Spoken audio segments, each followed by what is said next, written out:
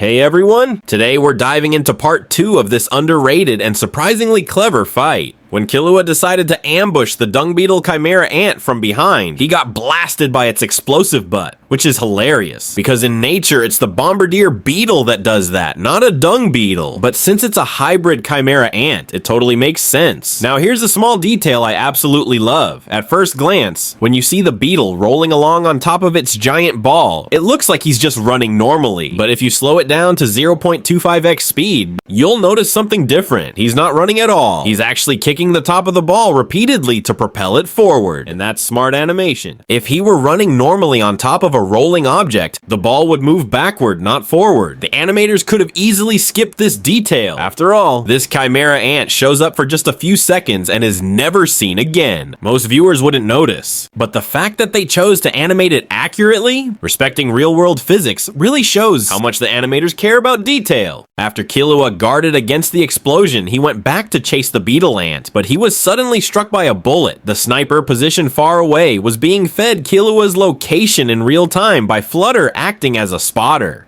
After taking a few hits, we see Killua attempt to use N for the very first time in the series to detect the incoming bullets. But because his N only extends a short range around him, it isn't enough to fully rely on. Instead, he falls back on his incredible reflexes to dodge the shots. If you slow the scene down, you'll notice Killua just barely manages to evade the bullet, but not completely. It actually grazes him just beneath his right eye.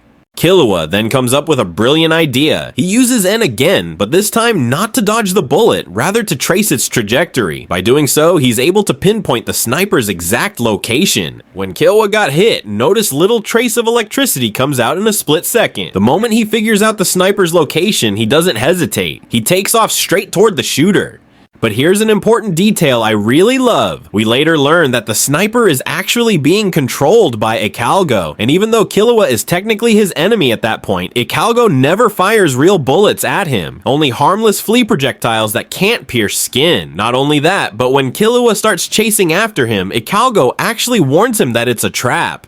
This moment says a lot about Ikalgo's character, even from his very first appearance as an enemy. His kindness and moral compass are already clear. It's what made Killua later save him and later became best friends. When the sniper, controlled by Ikalgo, warns Killua that it's a trap if he continues the chase, Killua doesn't hesitate for a second. He goes anyway, and that moment is significant because this entire fight takes place after Killua removed Illumi's needle from his head, the needle that used to manipulate his judgment and suppress his instincts. Before removing it, Killua would have second-guessed himself, hesitated, or even retreated at the slightest hint of danger. He was conditioned to avoid risk and prioritize self-preservation. But now, he's free, and this scene is one of the first real moments where we see the impact of that freedom. Killua isn't afraid to take the lead anymore. He trusts his instincts. If this had been the old Killua, the one under Illumi's influence, he never would have gone in for the kill. After it's revealed that the body is nothing more than an empty human shell being controlled by Ikalgo. Moments later, the lifeless vessel falls into a river swarming with piranha-type chimera ants, who immediately begin tearing it apart.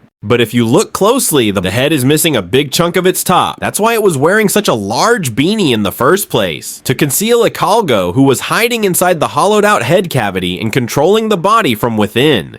The next detail is actually cute, and it took me years to notice. After it's revealed that the sniper was actually Ikalgo, Killua asks, "But aren't you an octopus?" This question immediately made Ikalgo mad. I was always wondering why would Killua ask this question out of nowhere, but there's actually a reason behind the confusion. When the piranha-type chimera ants were devouring the human vessel Ikalgo had been controlling, they were screaming his name. Ikalgo in Japanese, the first part of his name, Ika, actually means squid. So Killua, hearing them call him Ika, was understandably puzzled. Why would they call an octopus a squid? After the humorous encounter, Killua ends up saving Ikalgo, not out of strategy, but out of empathy.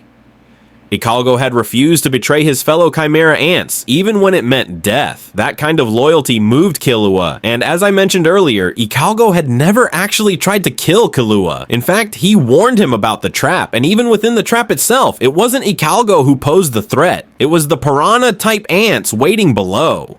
Right after that, Killua is ambushed by a giant fish chimera ant leaping from the water. The creature mocks Killua, ridiculing him for being stupid enough not to expect an attack from the water. It then taunts him, demanding he scream and cry to make the kill more satisfying. But then comes one of the most powerful moments in the episode. Killua responds with a line that might seem subtle at first, until you realize its weight.